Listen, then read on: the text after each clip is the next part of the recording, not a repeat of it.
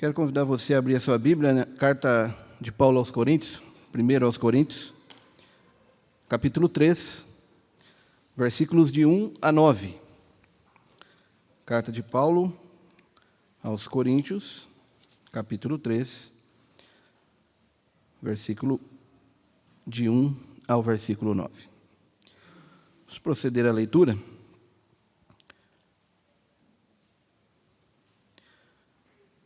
Diz o texto: Eu, porém, irmãos, não vos pude falar como a espirituais, e sim como a carnais, como a crianças em Cristo. Leite vos dei a beber, não vos dei alimento sólido, porque ainda não podia suportá-lo, nem ainda agora podeis, porque ainda sois carnais.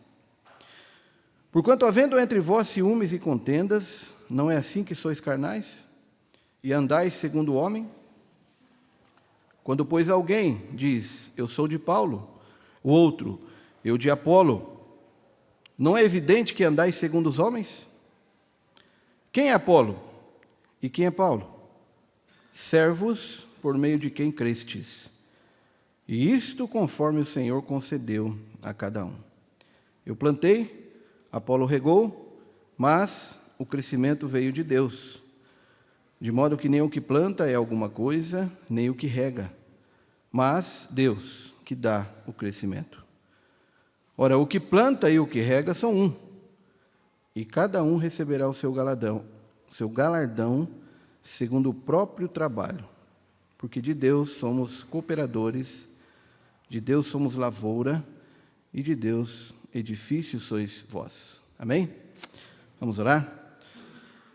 Pai querido, que nós possamos neste momento, com os nossos corações voltados na Tua presença, para a Tua palavra, possamos aprender e que nós possamos, ó Pai, acolher com temor e com amor, Pai querido, a exortação, a orientação que o Senhor tem para cada um de nós.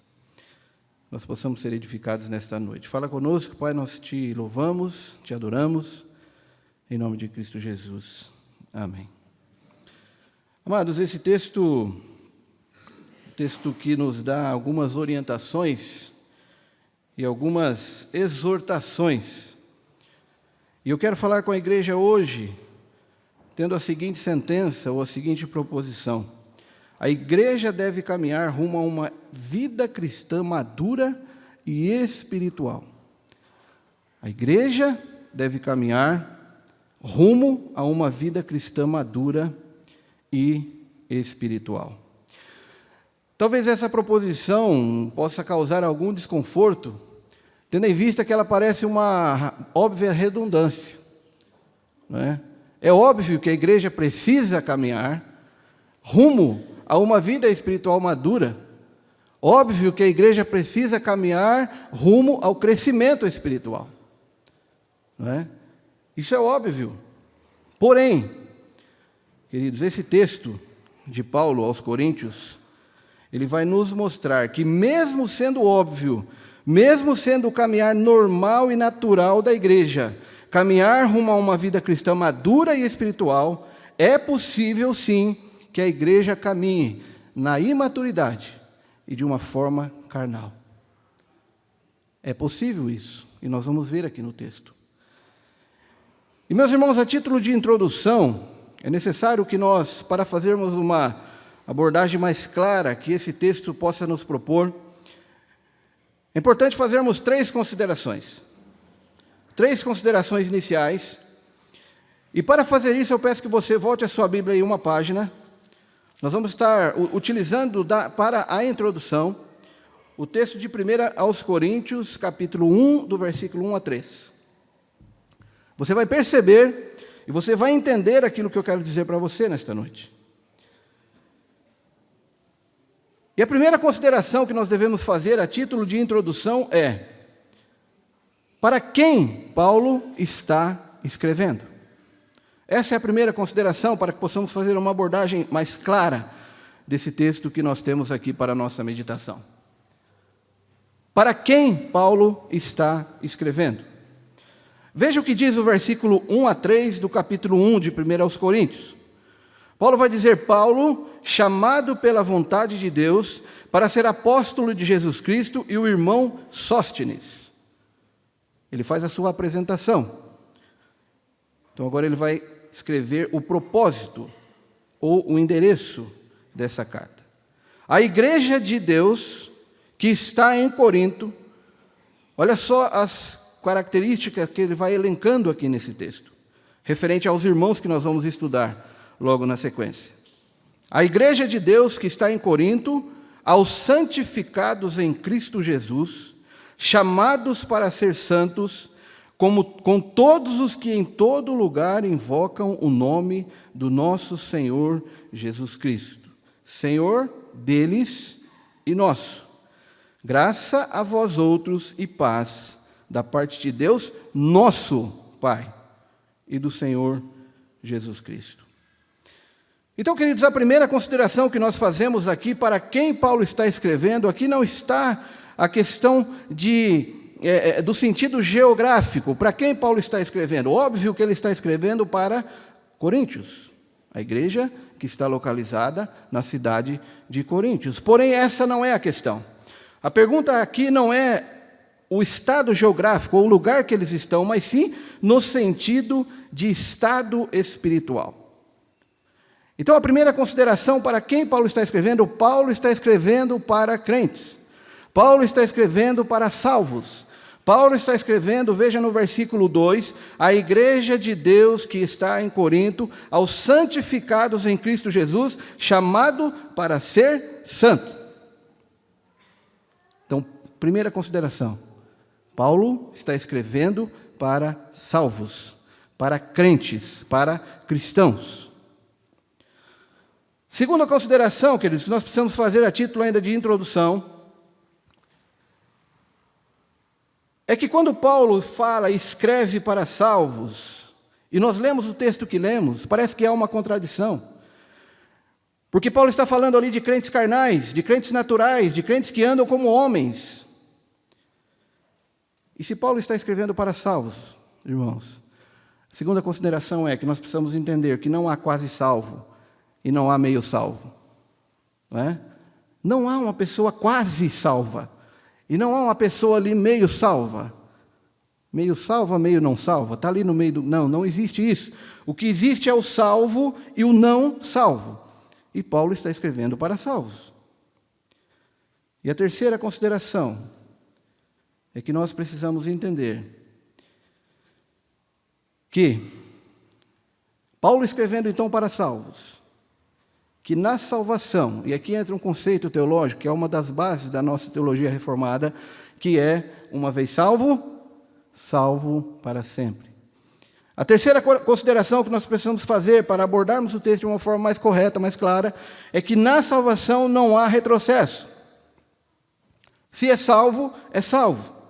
Na salvação não há retrocesso. Porque Paulo pregou o Evangelho. E lá no versículo 10, a seguir do capítulo 3, Paulo vai dizer que ele lançou o firme fundamento, o qual tinha que lançar, que era Cristo. E essas pessoas foram então estabelecidas em Cristo. Foram salvas em Cristo. Portanto, na salvação dessa igreja, na salvação daquelas pessoas que tinham sido santificadas em Cristo, chamadas para serem santas em Cristo, estavam salvas. Então não há retrocesso na salvação. Feito então, queridos, essas três considerações, que Paulo estava escrevendo para salvos, que não há meio salvo, mas há não salvo e salvo, e a terceira consideração, que nós acabamos de fazer, que na salvação não há retrocesso, cabe então para que nós façamos uma abordagem, agora você volte lá para o capítulo 3, cabe então para fazermos uma abordagem correta desse texto, precisamos então, meus irmãos, fazer a seguinte pergunta: como e quando que a carnalidade se estabelece no meio da igreja? Nós vamos ver nesse texto que essa igreja era uma igreja totalmente carnal. Eram crentes carnais. Eram crentes que estavam sendo dirigidos pela carne, que estavam frutificando e produzindo obras da carne. Então, quando nós lemos esse texto, nós precisamos fazer essa pergunta. Quando que a carnalidade se estabelece na igreja? Como que nós podemos identificar se a nossa igreja está sendo carnal ou espiritual? E mais ainda, como que eu posso, como indivíduo, como cristão, como salvo em Cristo, saber e identificar na minha vida se eu estou tendo uma vida carnal ou se eu estou tendo uma vida espiritual? Nós vamos responder a essas perguntas. E, amados, então, olhando para esse texto com essa e dentro dessa perspectiva, nós vamos precisar entender e ver que a primeira verdade que esse texto nos aponta, que esse texto nos mostra, da forma que a carnalidade se estabelece na igreja, está no versículo 1 e 2. E isso acontece quando nós não conseguimos corresponder aos estímulos de crescimento que recebemos ao longo da nossa caminhada cristã.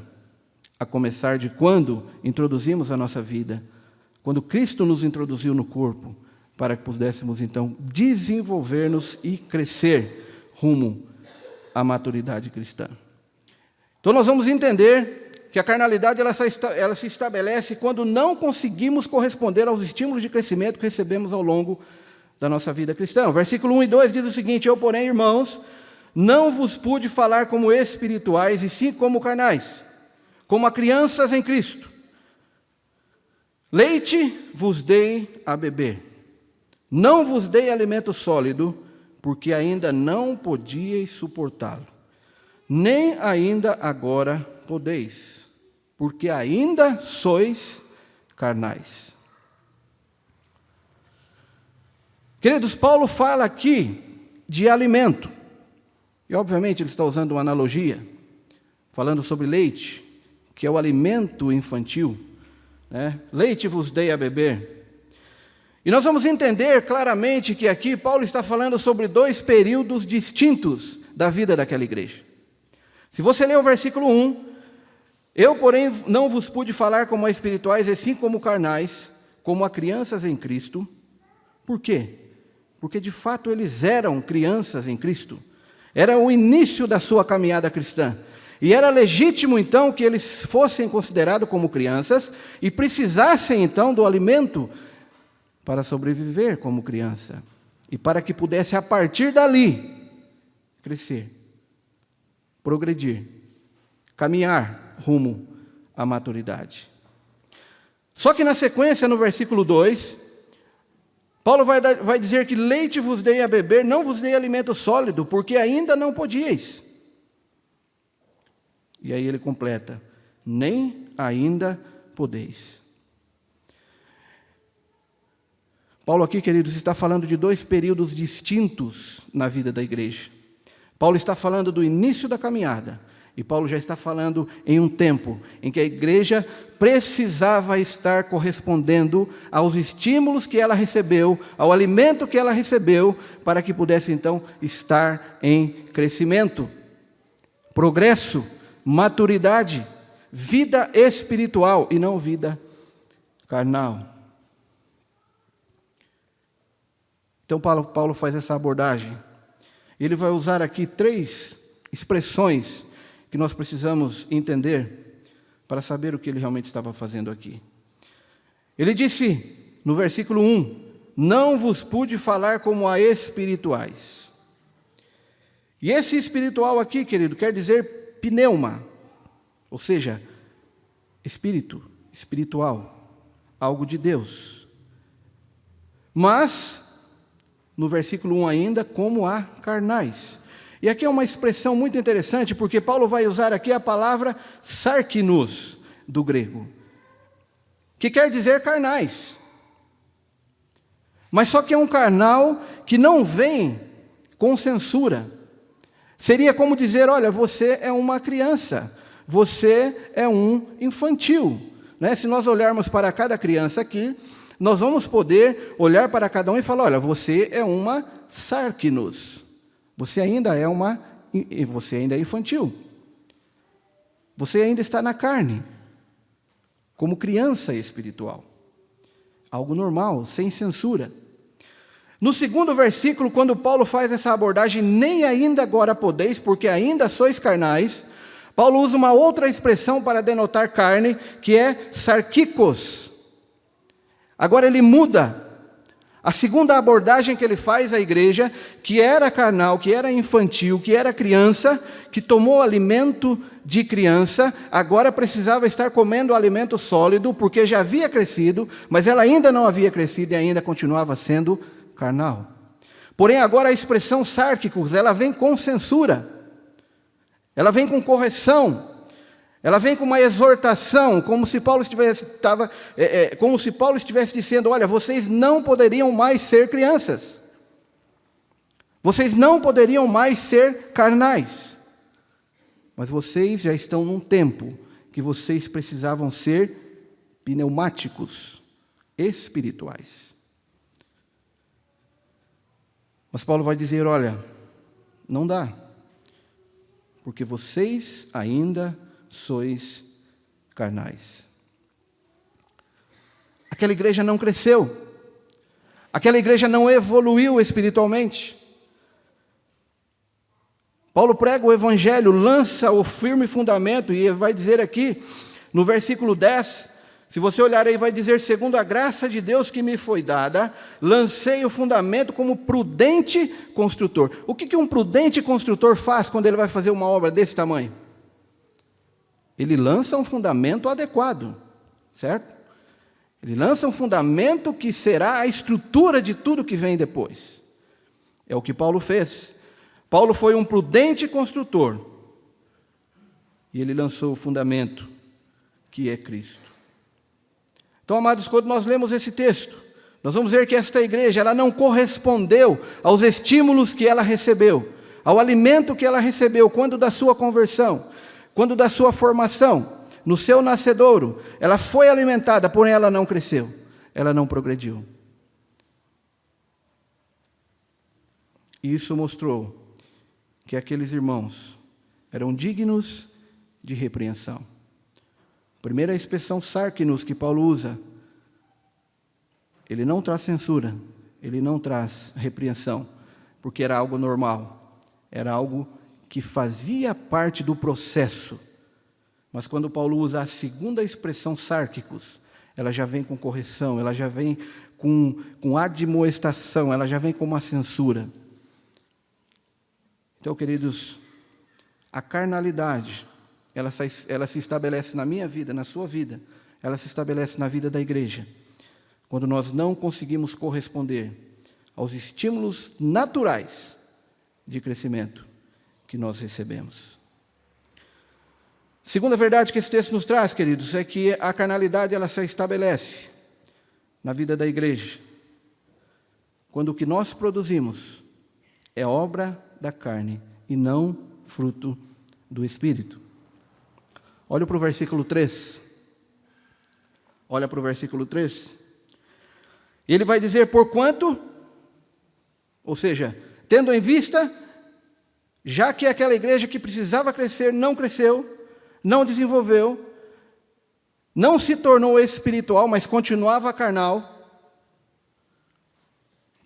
Porquanto, havendo entre vós ciúmes e contendas. Não é assim que sois carnais? Mais uma vez ele usa o termo sárquicos, que é uma repreensão. Não é algo natural, mas é uma repreensão. Não é assim que sois carnais e andais segundo o homem? Como que nós precisamos andar como igreja? Como que nós precisamos andar como indivíduos que está crescendo, progredindo na presença de Deus? O próprio apóstolo Paulo vai falar isso em outros lugares, em outras ocasiões. Homem espiritual. Nós precisamos ser e corresponder a esse nosso crescimento, aquilo que nós somos chamados. Mas, queridos, essa igreja, que tinha os seus trabalhos, que tinha a sua vida cotidiana, que tinha as suas festas, que tinha os seus cultos, que tinha as suas celebrações, que tinha os seus momentos de comunhão, que vivia como uma igreja, como qualquer outra, que celebrava o nome de Deus, que cultuava a Deus. estava gerando e produzindo, não o fruto do Espírito, mas estava produzindo obras da carne. O que diz lá em Gálatas 5,19? Obras da carne. As obras da carne são lascívia, impureza, e ali está lá, e a contenda está ali no meio, discórdias. É isso que eles estavam produzindo como igreja. Queridos, como nós lemos esse texto, nós vamos ver que Paulo ele está dando uma exortação severa à igreja de Corinto. E uma exortação pesada. Isso cabe para mim e para você, para que nós possamos refletir sobre a nossa vida, refletir sobre a nossa igreja, refletir sobre o nosso cristianismo. O que temos produzido? Obras da carne ou frutos do Espírito? Como igreja, como indivíduos, como pessoas chamadas para sermos espirituais, para sermos pessoas que são caracterizadas pelo Espírito. E essa igreja, quando Paulo fala aqui do termo dos sárquicos, ele vai dizer que esta igreja está sendo caracterizada pelas obras da carne. Amados, eu e você, nós somos chamados para sermos conhecidos, para sermos caracterizados pelos frutos do Espírito. E é isso que nós precisamos produzir. Então a carnalidade, ela se estabelece na igreja quando não conseguimos crescer, quando ficamos atrofiados, como essa igreja ficou, e também quando o que produzimos é a obra da carne e não o fruto do Espírito. Em terceiro lugar, versículo 4 ao versículo 7. Quando que a carnalidade se estabelece no seio da igreja? Quando nós temos a nossa visão estabelecida no lugar errado. Quando a nossa visão está desfocada, quando a nossa visão está distorcida, quando a nossa visão está no lugar errado, é sinal de que a carnalidade está sendo estabelecida no nosso meio, está sendo estabelecida na nossa vida. Versículo 4 a 7 nos diz: quando, pois, alguém diz, eu sou de Paulo, e outro, eu sou de Apolo, não é evidente que andais segundo os homens? Quem é Apolo? E quem é Paulo? E ele mesmo responde: servos por meio de quem crestes. E isto conforme o Senhor concedeu a cada um. Eu plantei, Apolo regou, mas o crescimento veio de Deus. De modo que nem o que planta é alguma coisa, nem o que rega, mas Deus que dá o crescimento. Queridos, quando nós temos a nossa visão no lugar errado, é um sério indicador de que a carnalidade está estabelecida na nossa vida e de que nós estamos sendo dirigidos pela carne e não pelo Espírito. E não se esqueça da nossa introdução. Paulo está falando para crente. Paulo está falando para salvo. Paulo está falando para a igreja, para aqueles que foram chamados, santificados, chamados para serem santos. Mas é possível, então, que nós venhamos a viver esse equívoco e a reproduzir esse equívoco. E, amados, é evidente, nesses 3 versículos que nós lemos, é evidente que a visão dessa igreja estava estabelecida em homens, e não em Deus. O que eles dizem? Eu sou de Paulo. O que o outro diz? Eu sou de Apolo. Eu sou desse, eu sou daquele. Queridos, a visão desses irmãos, a visão dessa igreja estava estabelecida em homens.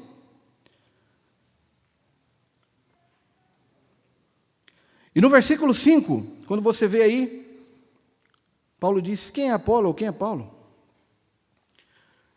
Perceba que nesse texto aqui, nessa parte do texto, a igreja está conferindo que a sua visão está no lugar errado.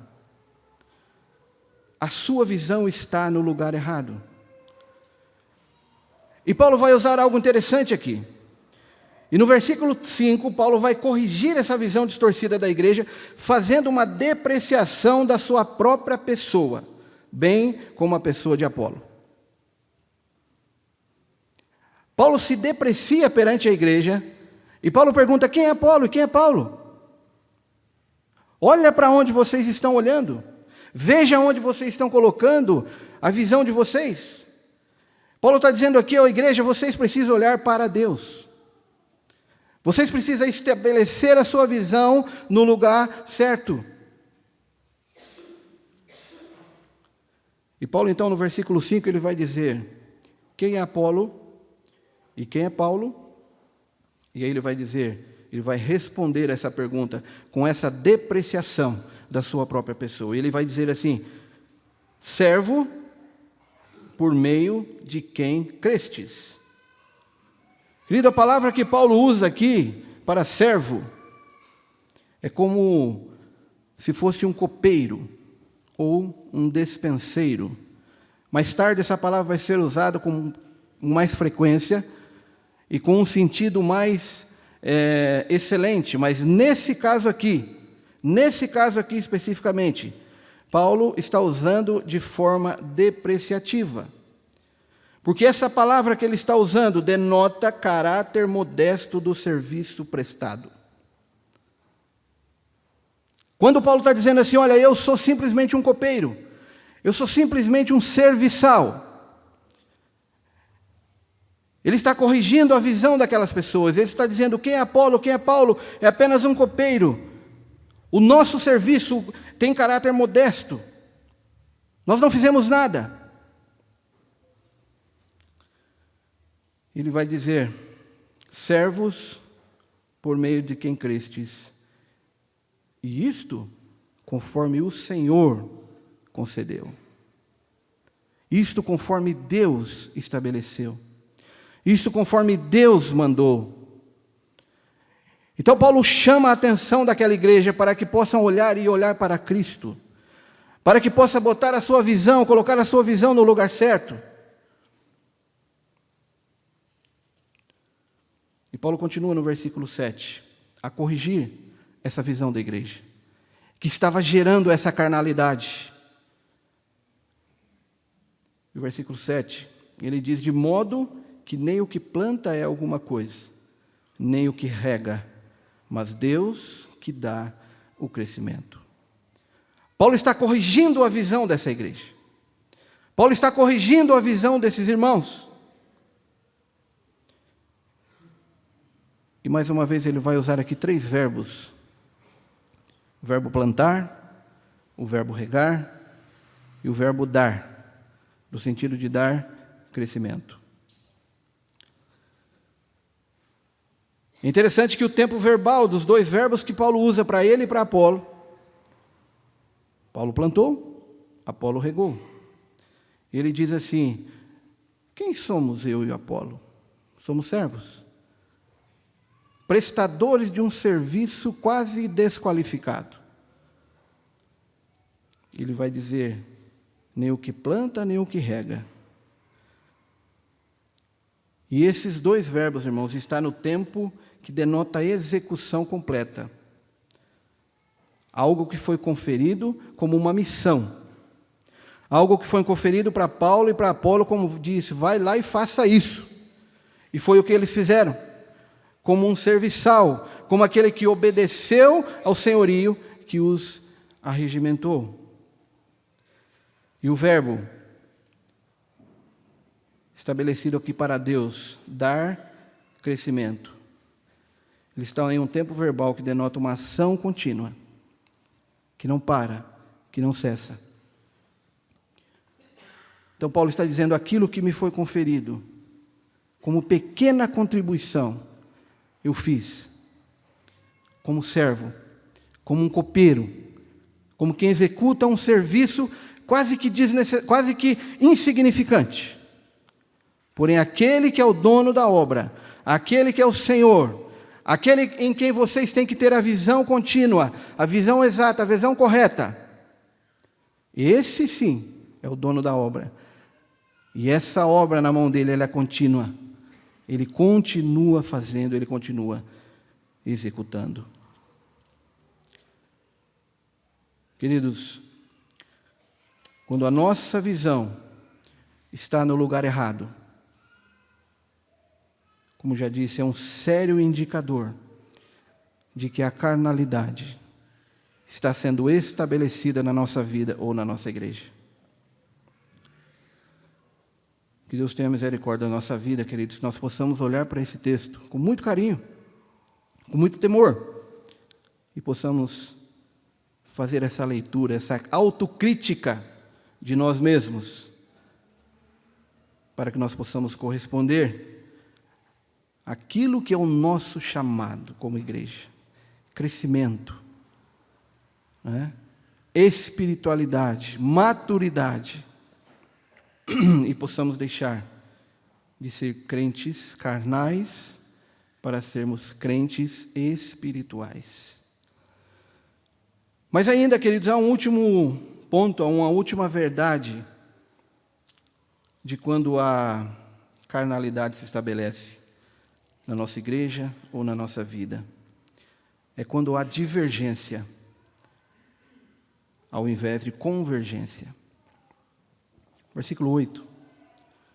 Versículo 8.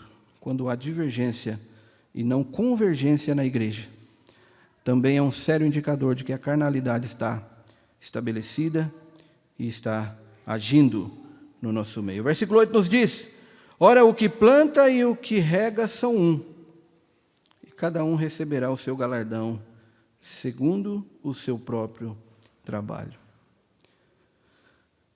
Queridos, aquelas pessoas, aquela igreja estavam brigando por causa de quem? Por causa dos seus líderes, não é?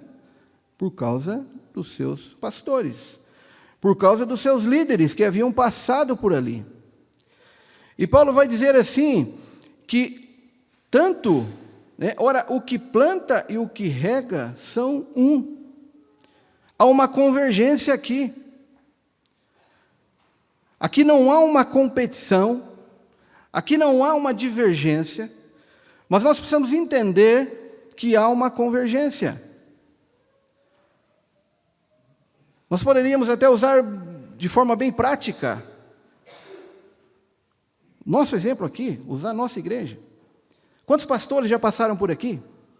Não é? Vamos pegar lá atrás, pastor Aníbal, né? Pastor Aníbal, pastor Márcio, pastor Furlan, me ajuda aí, pastor Paulo, agora está o pastor Antônio, oi? Silas, não é? Pastor Silas, pastor Chechel, pastor Evandro, Samuel Labanca, olha só, estava lembrando dele hoje, pensando nesse texto e fazendo essas reflexões, estava pensando nele.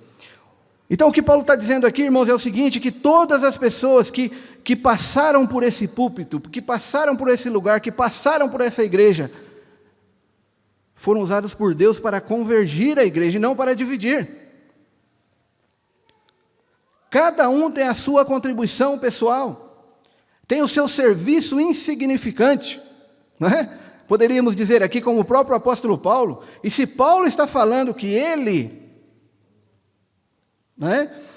Se Paulo está falando que ele é insignificante, que dirá cada um de nós? Não é? Se Paulo está olhando para a igreja de Corinto e fala, olha, eu sou apenas um copeiro, eu sou apenas um dispenseiro, num sentido quase que pejorativo, de um serviço insignificante prestado. Imagina eu e você, irmãos. Não é? Então, queridos, todos que passaram por aqui, traz, poderíamos dizer, a sua insignificante contribuição para o crescimento da obra de Deus. Isso não deve gerar briga, isso não deve gerar divergência, mas deve gerar convergência na igreja. É isso que Paulo está dizendo. Porque se gera divergência, é sinal de carnalidade e não de espiritualidade.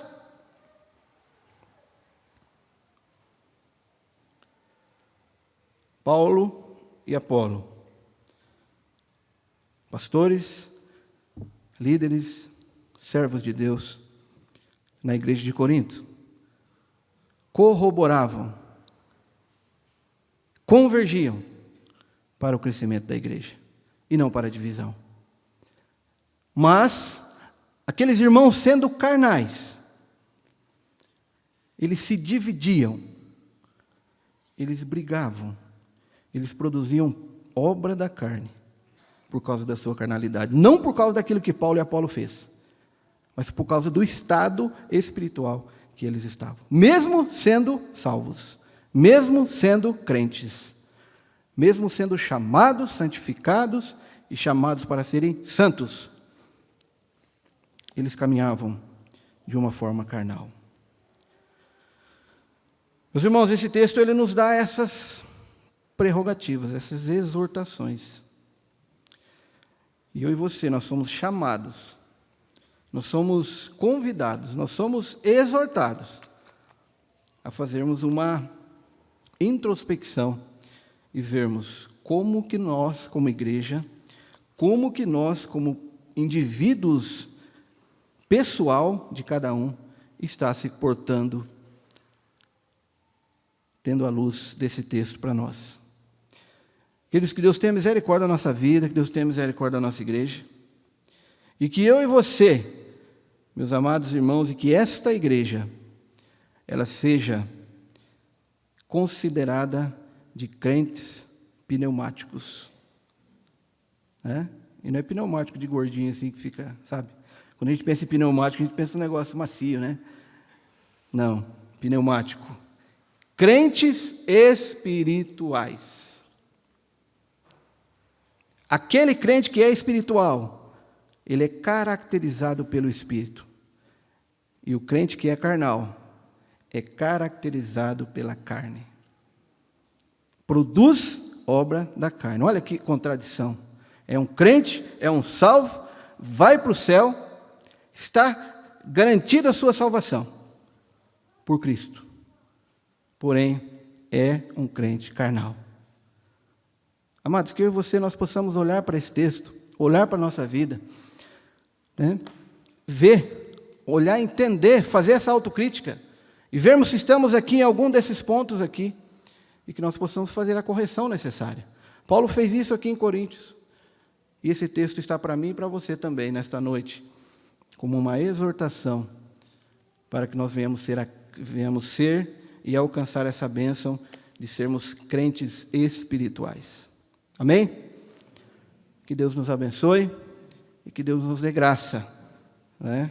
Que Deus nos dê essa graça de alcançarmos esse patamar. Crentes espirituais, caracterizados pelo Espírito. Que as pessoas que olharem para você possam enxergar em você qualidades espirituais e não carnais. Amém?